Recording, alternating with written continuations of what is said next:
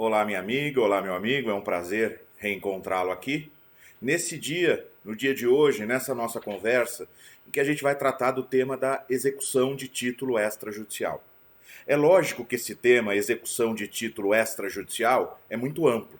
Então eu vou procurar apontar alguns aspectos mais importantes, mais atuais, mais relevantes do tema, mas depois a gente vai ter aquele nosso encontro logo mais ao vivo, e aí eu vou acrescentar mais algumas informações. E no nosso encontro ao vivo eu quero principalmente tratar de alguns aspectos relacionados à penhora e à impenhorabilidade de bens, certo? Mas nesse nosso encontro aqui, nessa videoaula, a gente vai ter uma ideia geral da execução de título extrajudicial, repito, onde eu vou procurar abordar os temas mais relevantes relativos a essa execução, tá bom? Quando a gente começa a nossa discussão, nosso bate-papo a respeito da execução, é importante a gente partir do artigo 783 do Código, certo? O que diz o artigo 783 do CPC? A execução para a cobrança de crédito fundar-se-á sempre em título de obrigação certa, líquida e exigível. A execução para a cobrança de crédito fundar-se-á sempre em título de obrigação certa, líquida e exigível. É o chamado princípio da nula executio sine titulo. Não há execução sem título executivo. Por que isso? Nós já falamos sobre isso na aula sobre cumprimento de sentença. Por que para toda execução se exige um título executivo? Alguém, quando é colocado no polo passivo de uma execução, só pelo fato dessa condição em que ele é colocado, ele já sofre prejuízos, já pode assistir constrição do seu patrimônio, pode ocorrer também alienação de bem integrante do seu patrimônio, ele pode sofrer medidas executivas, inclusive medidas executivas atípicas, por autorização, dentre outros, do artigo 139.4 do CPC. Então, o simples fato de alguém ser colocado no polo passivo de uma execução já pode lhe ser prejudicial. Portanto, o nosso sistema só admite que eu coloque alguém no polo passivo de uma execução se eu conseguir demonstrar com alto grau de probabilidade que eu tenho o direito que eu busco satisfazer. E como eu faço, como eu, exequente, faço essa prova? Abrindo o caminho para a via executiva. Ora, através da apresentação do título executivo. Então, o título executivo, ele é justamente o passaporte para a execução, aquele que permite que eu vá buscar a satisfação do meu direito reconhecido em um título pela via da execução. Quando a gente fala no título, que é requisito para qualquer execução, a gente precisa lembrar que os títulos estão divididos no nosso sistema em dois grandes grupos. Então, os títulos estão divididos em dois grandes grupos. De um lado, nós temos os títulos executivos judiciais, relacionados no artigo 515 do CPC. Então, títulos executivos judiciais relacionados no artigo 515 do CPC. E nós temos os títulos executivos extrajudiciais, relacionados no artigo 784 do CPC. Extrajudiciais, artigo 784 do CPC. É importante fazer essa identificação inicial, porque dependendo da natureza do título, eu vou seguir um caminho. Se eu tenho um título executivo judicial, eu vou buscar a satisfação do meu direito através do procedimento de cumprimento de sentença, que nada mais é do que execução de título judicial. Agora, se eu tenho um título executivo extrajudicial, um daqueles relacionados no artigo 784, aí eu vou buscar a satisfação do meu direito através da execução de título extrajudicial, regulado em livro próprio do CPC. A execução do título executivo extrajudicial tem as suas regras próprias, diferentes das regras do cumprimento de sentença. Embora aplique-se ao cumprimento de sentença subsidiariamente as regras da execução de título extrajudicial. Tá certo? Então vamos lá. Se a gente precisa, para execução de título extrajudicial, justamente do título, é importante a gente começar analisando o artigo 784 do CPC. Porque o artigo 784, como eu acabei de dizer, é aquele que relaciona os títulos executivos extrajudiciais. Não há necessidade e nem temos tempo para isso, para eu ler aqui inteiro com você o artigo 784. Mas repito, além de não ter tempo, não há necessidade para isso. O que eu quero é chamar a sua atenção para alguns incisos do artigo 784. Então nós vamos ver alguns incisos do artigo 784 do CPC, que é o artigo que relaciona os títulos executivos extrajudiciais, alguns incisos que me parecem aqui mais relevantes para serem anotados, para serem assinalados durante essa nossa conversa aqui. Então vamos lá. O artigo 784 do CPC, ele diz no seu caput: são títulos executivos extrajudiciais. São títulos executivos extrajudiciais. E aí vem os seus incisos. Como eu disse, eu vou chamar a sua atenção para alguns desses incisos que me parecem mais relevantes aqui na nossa conversa. Vejam o que diz o inciso 2º do artigo 784. São títulos executivos extrajudiciais a escritura pública ou outro documento público assinado pelo devedor. Escritura pública ou outro documento público assinado pelo devedor. Aqui já vale uma observação. Quando se tratar de documento público, para que ele seja título executivo extrajudicial, não há a necessidade de assinatura de testemunhas.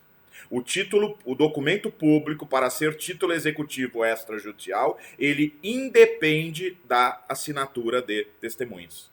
Por que eu estou assinalando isso? Para te mostrar em seguida o inciso 3º do artigo 784. Inciso 3º do artigo 784. Olha lá. É título executivo extrajudicial, inciso 3º, o documento particular, assinado pelo devedor e por duas testemunhas. O documento particular, assinado pelo devedor e por duas testemunhas. É por isso que quando as partes elaboram um documento particular, é também por isso, não só por isso, mas uma das razões em que se pede a assinatura de duas testemunhas num documento particular é justamente para que ele atenda o requisito para ser título executivo extrajudicial. Quando se tratar de documento particular, há a necessidade desse documento ser assinado por duas testemunhas para que ele seja um título executivo extrajudicial. Agora, eu quero te perguntar uma coisa. E se esse documento particular for um contrato de locação? Então, se esse instrumento particular, se esse contrato for um contrato de locação, ele precisa da assinatura de duas testemunhas para ser título executivo? A resposta é negativa. Por quê? Porque no rol do artigo 784 existe um inciso específico tratando do contrato de locação, das dívidas decorrentes da alocação. Então, no rol do artigo 784, existe um inciso especificamente tratando de dívida relacionada à locação. E esse inciso que trata especificamente do débito decorrente da locação, em momento algum diz que o contrato de locação, para ser título, precisa da assinatura de duas testemunhas. Para ficar mais claro, deixa eu ler para você o que diz então o artigo 784, inciso 8º. E me acompanha aí você também, no seu código. 784, inciso 8º. Dê uma olhada aqui comigo, vamos lá. É título executivo extrajudicial o crédito documentalmente comprovado decorrente de aluguel de imóvel, bem como encargos acessórios, tais como taxas e despesas de condomínio.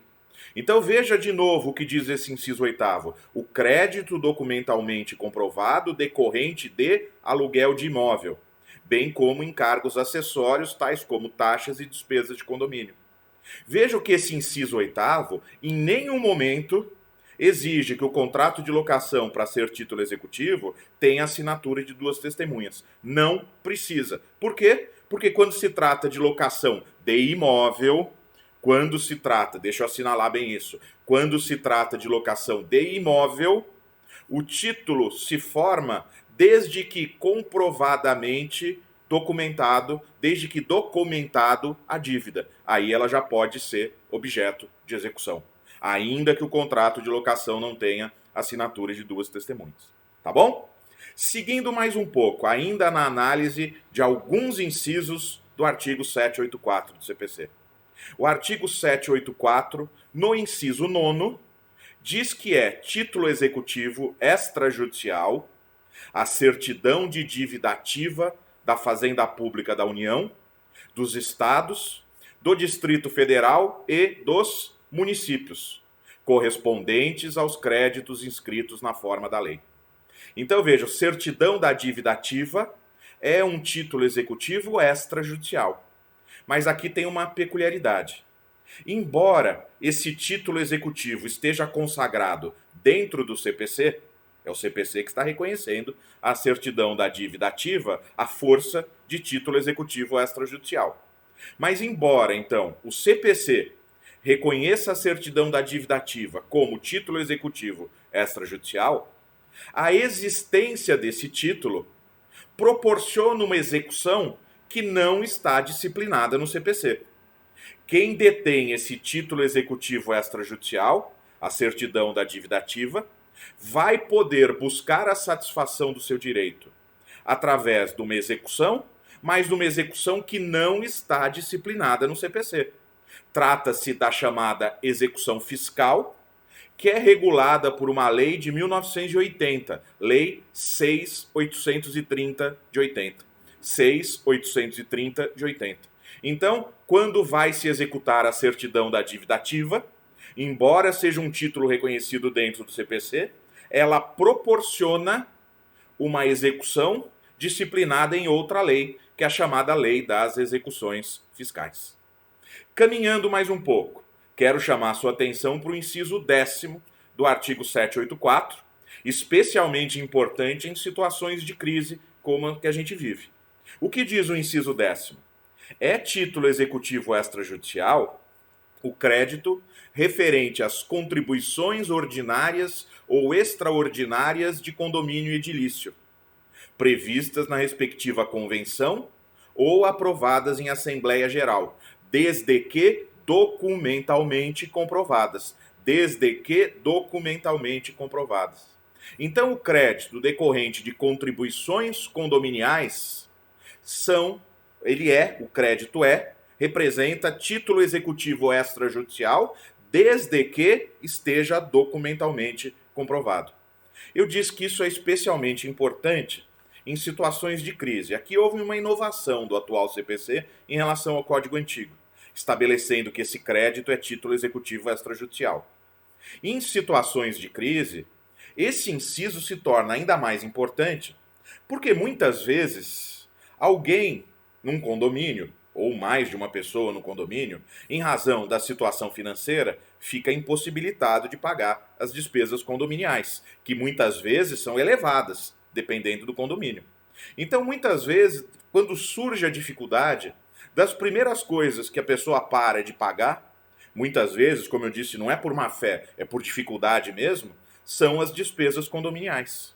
Só que, quando alguém deixa de pagar as despesas condominiais, ele vai, com isso, fazer com que incida um peso maior aos demais condôminos, que vão ter que ratear aquelas despesas mensais. O condomínio vai continuar tendo as despesas mensais.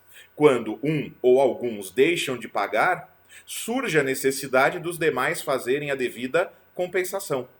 Por conta disso, é especialmente importante que se consiga buscar a satisfação desse crédito condominial o mais rápido possível.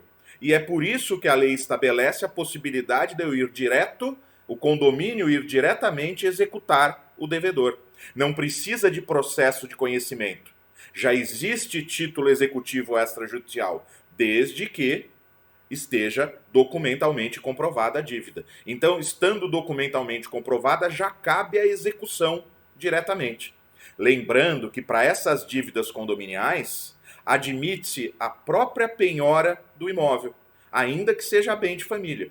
Então, se eu moro num apartamento com a minha família, deixo de pagar as despesas condominiais, eu posso ser executado, e nessa execução, o meu apartamento, ainda que eu more ali com a minha família, pode ser penhorado, por ser dívida dele próprio, dívida do apartamento. Tá bom? E um outro inciso que eu gostaria de assinalar, ainda passando pelo artigo 784 do CPC, é o inciso 12º, 784, inciso 12º, diz o seguinte, vamos lá. São títulos executivos extrajudiciais todos os demais títulos aos quais, por disposição expressa, a lei atribuir força executiva. Então, são títulos executivos extrajudiciais todos os demais títulos aos quais, por disposição expressa, a lei atribuir força executiva.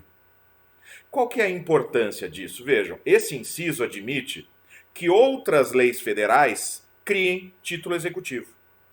Quem pode legislar sobre matéria processual é a União. Então, quem pode criar título executivo é a lei federal. E esse inciso justamente admite que outras leis federais eventualmente criem título executivo. Ah, mas você tem um exemplo disso? Tem um exemplo e um exemplo importante, inclusive para você que vai prestar exame de ordem. O Estatuto da OAB, no artigo 24, estabelece que o contrato escrito que estipular honorários é título executivo. Então vamos lá, de novo. O artigo 24 do Estatuto da OAB diz que o contrato escrito que estipular honorários é título executivo. Mas aí eu te pergunto, esse contrato escrito, para ser título executivo, contrato escrito que fixa os honorários advocatícios, para ele ser título executivo, sendo um contrato particular, ele precisa da assinatura de duas testemunhas? Eu estou perguntando isso porque quando a gente viu o rol dos títulos executivos, a gente viu, agora há pouco, que o inciso 3º diz que o documento particular para ser título precisa da assinatura de duas testemunhas. Não é isso que diz o 784, inciso 3º? Só que agora a gente está no inciso 12º. Quando se trata de contrato de honorários advocatícios, para que ele seja título, ele precisa, sendo um contrato particular, ele precisa ter a assinatura de duas testemunhas? Não. Quando se trata de um contrato de honorários, ele é título independentemente da assinatura de duas testemunhas. Por quê? Porque ele é um título reconhecido numa lei federal, que é o Estatuto da OAB. Então ele é um título reconhecido em lei federal, que é o Estatuto da OAB. E essa lei federal não exige assinatura de duas testemunhas. O Estatuto da OAB não exige assinatura de duas testemunhas para que o contrato de honorários seja título executivo extrajudicial.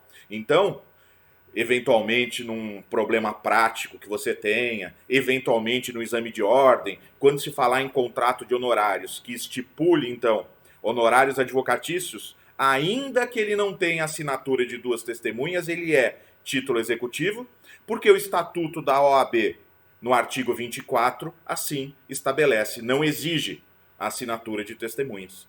A título de exemplo, eu trouxe aqui uma ementa de uma decisão do STJ, uma decisão que espelha um entendimento amplamente majoritário e reiterado, inclusive nos nossos tribunais superiores. Essa decisão, se você quiser procurar na íntegra, você acha no site do STJ. Essa decisão foi proferida no agravo regimental, no agravo em recurso especial 372069. Então, de novo, anota se você quiser procurar a íntegra da decisão. Agravo regimental, no agravo em recurso especial 372069, Rio de Janeiro.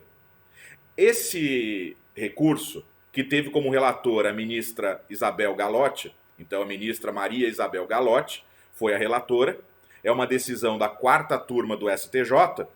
Lá no final da ementa, ela diz o seguinte: nos termos do artigo 24 da Lei 8906 de 94, o contrato de honorários advocatícios é título executivo, independentemente da assinatura de duas testemunhas. Então, nos termos do artigo 24 da Lei 8906 de 94, o contrato de honorários advocatícios é título executivo, independentemente da assinatura de duas testemunhas. Tá bom? Então, dito isso, a gente deu uma olhada em alguns dos principais aspectos do artigo 784 do CPC, que é aquele que relaciona os títulos executivos extrajudiciais necessário para que se mova a execução de título extrajudicial. Seguindo um pouco mais, eu queria chamar a sua atenção para um ponto, claro que a gente está cansado de saber, mas às vezes passa um pouco desapercebido. Quando a gente pensa em execução, a gente naturalmente pensa na execução por quantia certa contra devedor solvente. Então, quando eu falo aqui execução, naturalmente você vai pensar aí naquela execução em que o credor de um valor em dinheiro vai buscar pela via executiva a satisfação do seu direito. Essa é a chamada execução por quantia certa contra devedor solvente.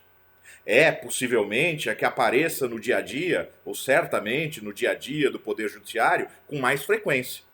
Mas é importante nesse momento, embora não dê tempo para a gente aprofundar cada uma delas, é importante lembrar que existem outras modalidades de execução de título extrajudicial reconhecidas no nosso código e com disciplina própria. Além de ter a execução por quantia certa, nós temos regra própria para execução para entrega de coisa. Então existe no nosso código, ali por volta do artigo 806, a disciplina da execução de título extrajudicial para entrega de coisa. Nessa modalidade de execução, o executado vai ser citado não para pagar, vai ser citado para entregar a coisa. Nós temos também a previsão, aí no artigo 814, da execução de obrigação de fazer e não fazer. Tanto de título extrajudicial, no artigo 814, como também lá no cumprimento de sentença, também se disciplina essa modalidade de execução. Execução de obrigação de fazer ou não fazer. Nessa modalidade de execução, o executado, ele não vai ser citado para pagar. Ele vai ser citado para fazer alguma coisa ou para desfazer aquilo que não deveria ter feito. Então, nessa modalidade de execução é que tradicionalmente se usa, desde a vigência do Código Antigo, aquelas chamadas medidas de apoio, em que o juiz, por exemplo, estabelece determinado prazo para que o executado faça alguma coisa, sob pena, por exemplo, de uma multa por dia de atraso. Então, na execução de obrigação de fazer, há muito tempo se utiliza essa técnica de medidas executivas coercitivas para incentivar ou para convencer o executado a cumprir a sua obrigação. E a gente vai encontrar nessa disciplina essas regras falando então das medidas de apoio. O que é interessante notar aqui, e nós já falamos um pouco sobre isso no nosso último encontro ao vivo e também na aula de cumprimento de sentença, o que é importante notar aqui é que essas medidas de apoio, que ficavam reservadas praticamente só para execução de obrigação de fazer ou não fazer, ou até para execução de entrega de coisa, passaram a ser admitidas também na execução por quantia certa, por força do artigo 139.4 do CPC. Você certamente vem acompanhando, hoje se discute muito o artigo 139.4 do CPC, que é aquele que permite que o juiz aplique medidas executivas atípicas. Agora, a grande novidade que o nosso atual código trouxe não foi permitir a utilização dessas medidas atípicas, mas foi ampliar a possibilidade de utilização das medidas atípicas, incluindo nessa possibilidade a execução de obrigação de pagar quantia. Por quê? Na execução de obrigação de fazer ou não fazer, isso já é usado há muito tempo. A grande polêmica que surgiu agora por força do CPC de 2015 teve como origem o fato de se admitir essas medidas de apoio também na execução de obrigação de pagar quantia. E aí entram aquelas discussões que a gente já teve, eu não vou repetir, mas sobre possibilidade de caçar ou não passaporte. Eu pessoalmente acho que não cabe, porque impede, viola o direito de ir e vir, inclusive o direito de entrar e sair no país, que é garantido na Constituição. Nós temos aquelas medidas de cassação de CNH, da carteira de motorista, aí me parece que não há propriamente violação do direito de ir e vir, porque a pessoa pode continuar se locomovendo, desde que não dirigindo, mas aí é outro problema, e claro, a gente não tem tempo para entrar nessa discussão.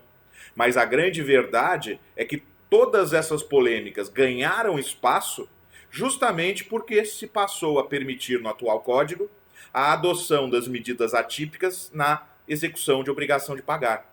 Mas na obrigação de fazer, na execução de obrigação de fazer, a utilização dessas medidas executivas já era bem tradicional, nada de se espantar.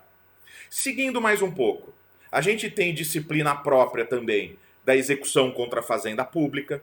Então a execução contra a fazenda pública tem as suas regras próprias, e quando a gente fala nela, naturalmente vem na sua cabeça o regime de precatórios. Aquela modalidade de execução em que, comprovada a dívida, é expedido um precatório judicial que entra numa fila para ser pago pela fazenda. Muitas vezes com bastante atraso, parceladamente, etc. Aliás, esse tema vem melhor regulado na Constituição Federal. A disciplina do precatório aparece principalmente no artigo 100 da Constituição Federal. Além, claro, da gente ter a disciplina da execução de título extrajudicial contra a fazenda pública por volta ali do artigo 910 do CPC. E quando se fala de cumprimento de sentença, da mesma forma. Outra modalidade de execução que nós temos, execução de alimentos. A execução de alimentos, ela tem as suas regras próprias, que são criadas com o objetivo maior do quê? De garantir maior efetividade à execução. Na execução de alimentos, existem algumas regras que se aplicam a essa modalidade específica de execução, que foram introduzidas justamente para garantir maior efetividade da execução. Qual é a preocupação do legislador com a maior efetividade da execução de alimentos? Por que essa preocupação? A resposta é muito óbvia, claro. Porque na execução de alimentos, o que está em jogo é a própria sobrevivência do exequente, que precisa daqueles valores para a sua própria subsistência. Então, justamente em razão da preocupação de garantir maior efetividade e execução de alimentos, porque o que está em jogo é a própria sobrevivência do credor, é que se estabelece algumas ferramentas para garantir maior efetividade a ela. Você naturalmente já deve ter pensado aí, pena de prisão. O devedor de alimentos, ele é citado para pagar ou justificar a impossibilidade de pagamento sob pena de prisão. É uma medida coercitiva muito forte que se aplica à execução de alimentos justamente para coagir o devedor a pagar. Quando ele é ameaçado da prisão, e de fato a prisão se concretiza mesmo, se ele não conseguir justificar, não provar que já pagou e não conseguir pagar, mas quando vem o risco da prisão, o dinheiro milagrosamente aparece. O que garante, então, quando tem, né? Quando tem o dinheiro, ele acaba aparecendo. O que dá, então, um maior grau de efetividade. Então a gente tem a previsão de execução de alimentos sob pena de prisão. A gente tem a previsão de desconto em folha de pagamento, quando o devedor de alimentos ele é assalariado. Ou a gente tem também a possibilidade de se realizar a execução de alimentos de acordo com as regras da execução de obrigação de pagar quantia também. São, na verdade, basicamente, 3 caminhos que se colocam ao exequente: executar sob pena de prisão, executar com pedido de desconto em folha de pagamento, ou executar de acordo com as regras de execução de obrigação de pagar quantia, as regras normais. E nós temos também uma execução especial, que eu comentei há pouco, que é a execução fiscal. Através da execução fiscal vai se executar uma certidão da dívida ativa, mas com a peculiaridade que eu anotei agora há pouco. É uma modalidade de execução que não está prevista no CPC. É uma modalidade de execução que está regulada numa lei especial, que é a Lei de Execução Fiscal, certo?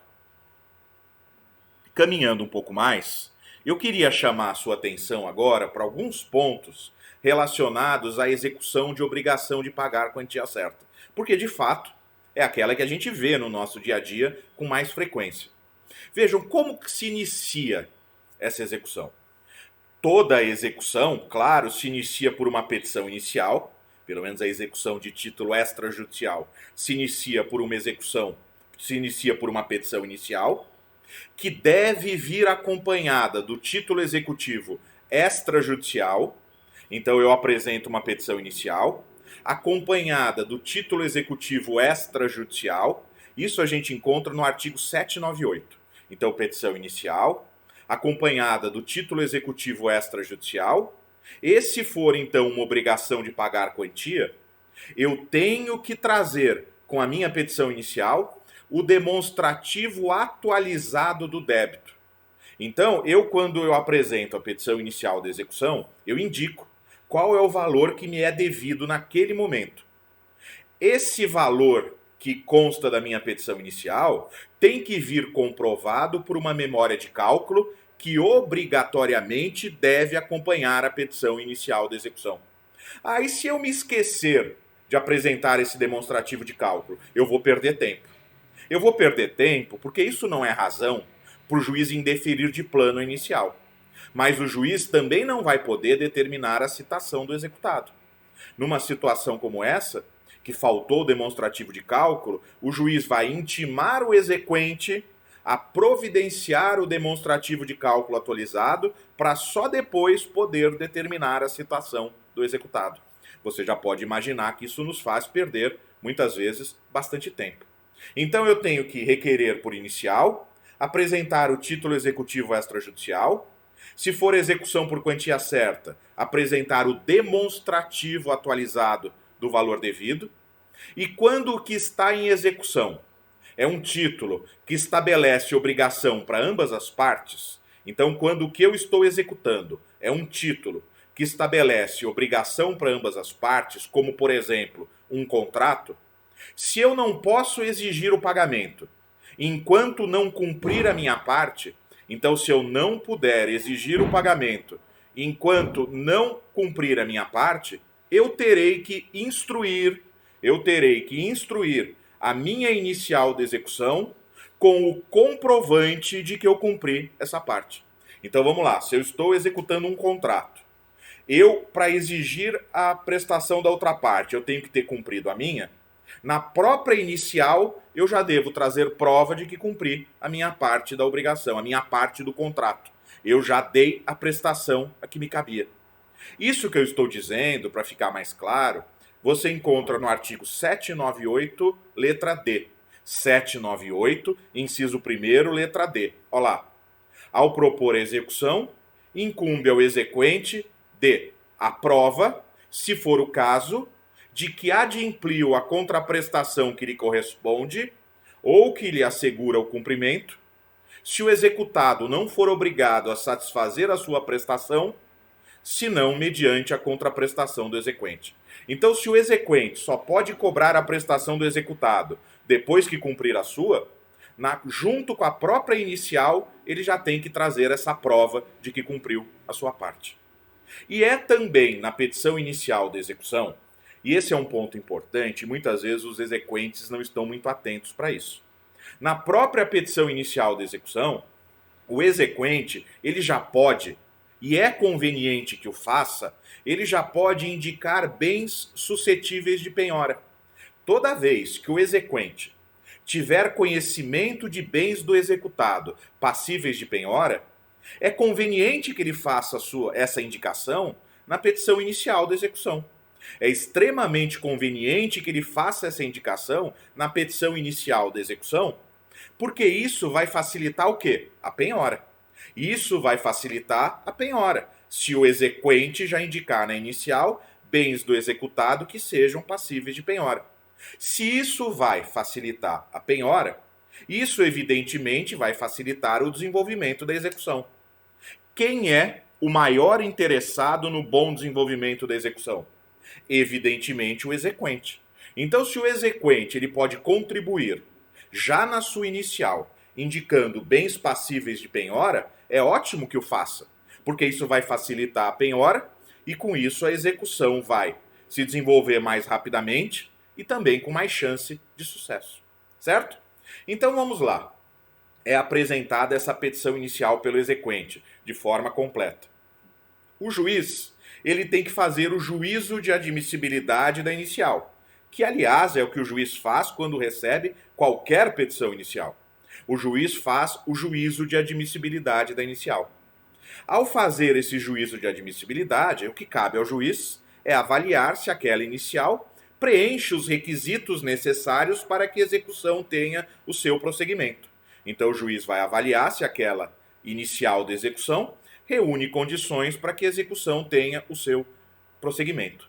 Se esse juízo de admissibilidade da inicial da execução, se o juízo de admissibilidade da inicial da execução for positivo, o juiz determina a citação do devedor para que ele pague, falando na obrigação de pagar então, para que ele pague o valor devido em 3 dias, sob pena de penhora de bens, se não o fizer.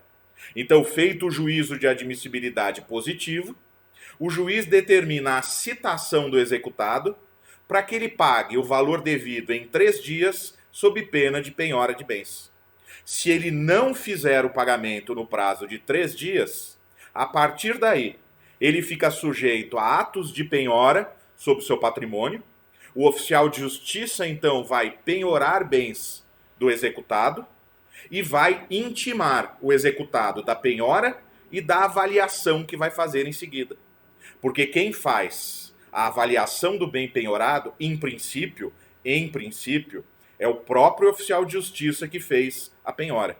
Então, não efetuado o pagamento em 3 dias, o oficial de justiça, munido da segunda via do mandado, ele vai penhorar bens do executado, ele mesmo vai avaliar os bens penhorados e aí vai intimar o executado da penhora e da avaliação. Eu disse que, em princípio, é o oficial de justiça que faz essa avaliação. Por que eu disse em princípio? Porque se for um bem cuja avaliação dependa de conhecimentos técnicos muito específicos, o juiz até pode nomear um avaliador. E, em princípio, a avaliação é feita pelo próprio oficial de justiça que faz a penhora. Mas, excepcionalmente, pode ser nomeado um avaliador para fazer essa avaliação. Certo? Então, vejam o seguinte. Quando se dá a penhora na execução de obrigação de pagar? Quando se trata de execução de título extrajudicial, o executado é citado para pagar em 3 dias. Não efetuado esse pagamento depois dos 3 dias, ele já fica sujeito à penhora.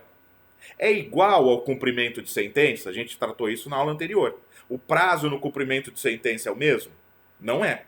Veja, no cumprimento de sentença, o devedor será intimado, salvo algumas exceções que a gente viu na aula anterior, mas o devedor será intimado a cumprir a obrigação no prazo de 15 dias. Depois dos 15 dias é que ele fica sujeito à penhora, no cumprimento de sentença. Agora, na execução de título extrajudicial, ele vai ser citado para pagar em 3 dias, não intimado e sim citado para pagar em 3 dias, e depois desses 3 dias ele já sofre o risco de ter bem penhorado. Então, o prazo para o devedor pagar, para o executado pagar na execução de título extrajudicial sob pena de penhora é 3 dias. No cumprimento de sentença é de 15 dias a contar da intimação. E ainda, caminhando para o final da nossa conversa, eu queria tocar em um último tema ainda relacionado à execução de título extrajudicial, na verdade, a defesa na execução de título extrajudicial. Quando na aula anterior nós conversamos sobre cumprimento de sentença, a gente viu que a defesa no cumprimento de sentença é oferecida através da chamada impugnação ao cumprimento de sentença, não é isso? Agora, no caso da execução de título extrajudicial, o executado se defende através do oferecimento dos embargos à execução. Na execução de título extrajudicial, a defesa do executado toma a forma de embargos à execução. Embargos à execução têm natureza de ação, que é distribuída por dependência e tem por objetivo desconstituir o título executivo extrajudicial. Então, os embargos, na verdade, são uma ação de conhecimento. Ação de conhecimento essa que é distribuída por dependência e tem como grande objetivo a desconstituição do título executivo extrajudicial. Esses embargos, eles devem ser instruídos com cópias das peças processuais relevantes. Então, os embargos são instruídos com as cópias das peças processuais relevantes, que o próprio advogado pode declarar autênticas, sob sua responsabilidade. Então, os embargos são instruídos com peças relevantes dos autos, que o próprio advogado pode declarar autênticas, e esses embargos são autuados em apartados. Então, eles são distribuídos por dependência à execução e são autuados em apartados. O que é importante lembrar, e eu já vou falar do prazo para embargos: o executado não pode ficar esperando a penhora para só embargar depois.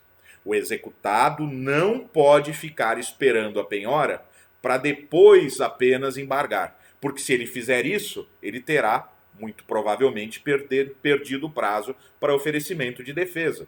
Por quê? Vamos lá. Então, esse é um tema importantíssimo, até para o seu exercício de advocacia e para você não perder o prazo. Qual é o prazo para oferecimento dos embargos à execução? Qual é o prazo que tem o executado para oferecer seus embargos à execução? 15 dias da juntada do AR ou do mandado cumprido. O prazo para embargar é de 15 dias da contada do AR ou do mandado cumprido, de citação. Não tem nada a ver com a penhora, que vai ocorrer depois. O que eu estou dizendo, você encontra no artigo 915 do CPC. Veja aí no seu código, artigo 915 do CPC, olha o caput desse artigo. Os embargos serão oferecidos no prazo de 15 dias, contado conforme o caso na forma do 231, da juntada da citação cumprida. Então, os embargos serão oferecidos no prazo de 15 dias, contados da citação.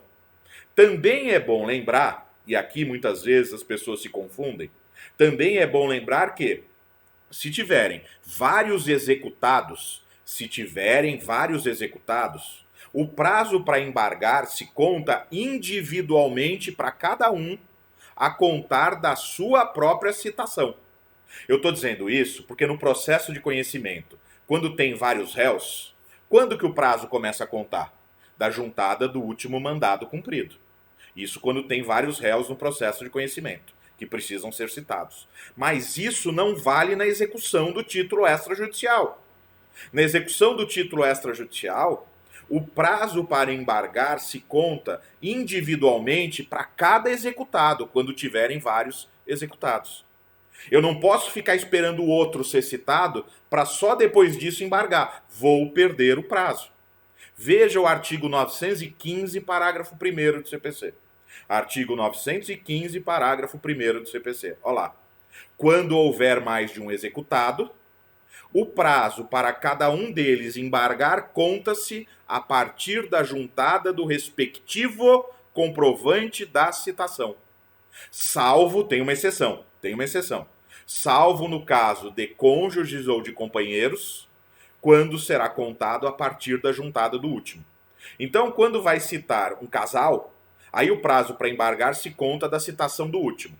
Mas salvo essa hipótese de exceção, repito o que diz o parágrafo 1º do 915, quando houver mais de um executado, o prazo para cada um deles conta-se a partir da juntada do respectivo comprovante da citação. Também é importante eu te lembrar que no prazo para embargos não conta aquela dobra do prazo do artigo 229. Não conta a dobra do prazo do artigo 229. O que é isso? Lembra o que diz o artigo 229? O artigo 229 é aquele que diz o seguinte: litisconsortes com diferentes advogados, de escritórios de advocacia diferentes, se os autos forem físicos, eles terão prazo em dobro. No caso dos embargos de execução, ainda que presentes todas essas condições do artigo 229, o prazo não se conta em dobro. Não se conta o prazo em dobro para embargar. Ah, Luiz, por que você está falando isso? Não sou eu que estou falando isso. Antes fosse. Quem está falando isso é o Código de Processo Civil. Artigo 915, parágrafo 3º do CPC. Artigo 915, parágrafo 3º do CPC. Olha lá. Em relação ao prazo para oferecimento dos embargos à execução, não se aplica o disposto no artigo 229. Em relação ao prazo para oferecimento dos embargos à execução, não se aplica o disposto no artigo 229. certo? Então não se conta prazo em dobro, ainda que presentes aquelas condições. Também é bom lembrar que dentro desse prazo de 15 dias para embargar, o executado, ao invés de oferecer embargos, ele pode reconhecer o seu débito. Então, o executado, ele pode, ao invés de embargar, ele reconhece o seu débito, deposita pelo menos 30% no ato do valor devido e pede o parcelamento do restante em até 6 parcelas mensais. Isso está autorizado expressamente pelo artigo 916 do Código de Processo Civil, logo no seu caput.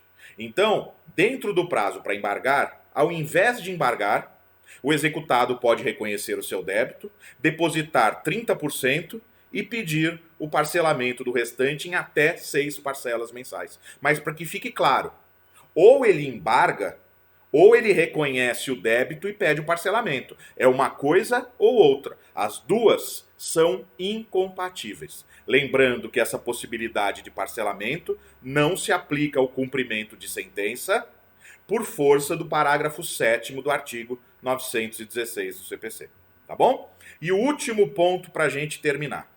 Quando na aula anterior a gente tratava da impugnação ao cumprimento de sentença, que é a forma de defesa na execução do título judicial, eu disse para vocês que, quanto às matérias que podem ser alegadas em impugnação, existe uma limitação. Por quê? Porque a formação do título executivo judicial se deu em um procedimento onde já se deve ter observado o contraditório. Então o devedor já deve ter apresentado um monte de defesa na fase de conhecimento, ou deveria ter apresentado. Por quê? Porque antes de se iniciar o cumprimento de sentença, já houve um procedimento de conhecimento em que deve ter se observado o contraditório. Agora, no caso dos embargos à execução, é diferente. No caso dos embargos à execução, o título executivo, que é extrajudicial, ele se formou num ato entre particulares. Ele não se formou sob o crivo do Poder Judiciário. Quando se executa um título executivo extrajudicial, está se executando um título que não se formou sob o crivo do Poder Judiciário. Não houve um prévio processo de conhecimento em contraditório.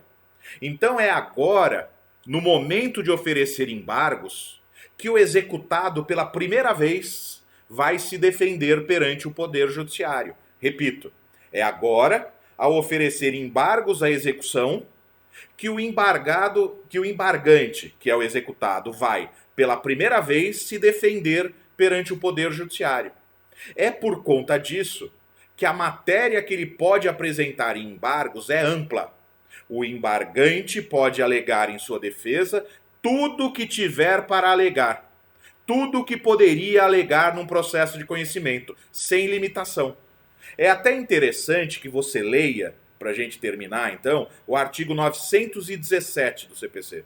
O artigo 917 diz assim no caput: nos embargos à execução, o executado poderá alegar. E aí ele vai relacionando várias matérias que podem ser alegadas pelo embargante. Até que vem o último inciso, que é o inciso 6º, inciso 6º do 917, diz assim: pode alegar qualquer matéria que lhe seria lícito deduzir como defesa em processo de conhecimento. Então ele vai relacionando várias matérias, até que o último inciso abre a porteira. Pode alegar qualquer matéria que lhe seria lícito deduzir como defesa em processo de conhecimento. Por quê? Porque é a primeira vez que ele vai se defender perante o Poder Judiciário. Por isso que os embargos podem ser amplos. Lembrando que se o embargante alegar excesso de execução, ele necessariamente terá que indicar qual é o valor que ele entende devido, apresentando memória de cálculo que justifique esse valor, sob pena da sua alegação não ser conhecida.